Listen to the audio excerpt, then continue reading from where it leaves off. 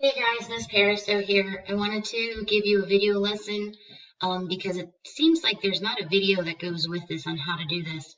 So we've kind of seen how they move up and stuff, but I wanted to go ahead and show you how to graph these rational functions by just getting these 4 key points. So the first thing is your vertical asymptote. The vertical asymptote is going to be what x cannot equal, right? So basically that's your zeros. So I'm going to go ahead and click on vertical asymptote. And in this case, if x was -5, it would make it undefined. So I'm going to go ahead and slide this over to -5. My horizontal asymptote is going to be my shifting it up or down. So that's that k value that you should have read about yesterday. So in this case, it's a +6. So I'm going to go ahead and click horizontal asymptote, and I'm going to go ahead and drag it to the 6. All right, for the x-intercept, well, the x-intercept is on the x-axis, and that is when the y value is 0. So this right here, we can imagine this guy as our y value. Actually, let me go ahead and write that as a y. Okay, and I can go ahead and actually just set that equal to 0. Okay, and so if I go ahead and do that, I can now solve this equation. So I'm going to move the 6 to the other side. So I'm now going to have -6 is equal to, and I'm not going to write all of this out because I'm writing with a mouse and not my little handy pen, x plus 5. All right. And so now I'm going to go ahead and solve for x. And the way that I'm going to do that is I'm going to go ahead and basically just do the cross product method, right? So I'm going to multiply this side by x plus 5. And I'm going to do the same thing on this side. And that, just pretend I wrote that there, right? So these guys are going to cancel out. And I'm going to have -6x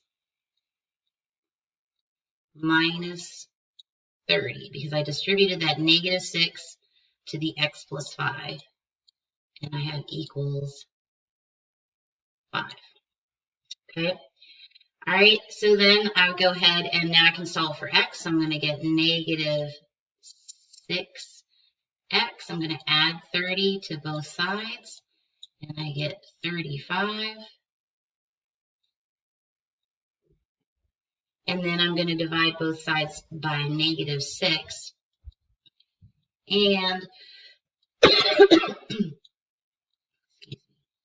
all right, to make sense of this, it helps to turn it into a mixed number. So that's going to be -5 and 5/6. So pretty close to -6. So now I'm going to go ahead and click on my x-intercept. And I had -5 and 5/6. Okay, so about there. I got to drag it. So about right there. And then my y-intercept is when x is 0. So if I plug in 0 for here, right? So again, I'm plugging in 0 for here. I now have 6 plus 5/5. 5/5 is just 1. 6 plus 1 is 7. So my y-intercept is 7. Okay, and then I can go ahead and click plot. All right, so just knowing those 4 is just getting you, now obviously if I was having you do this by hand, this would be a lot, we'd want to create a table of values, but the program's going to kind of, again, just getting those basics, like how do we find the x-intercept, how do we find the y-intercept, and just those asymptotes.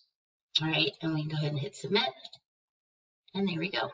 All right, and so it tells you all of this here about how to go ahead and find your x and your y-intercept, and it walks through nice and neatly all of the things that what we just did there. So hopefully that will help out as you explore these types of problems here.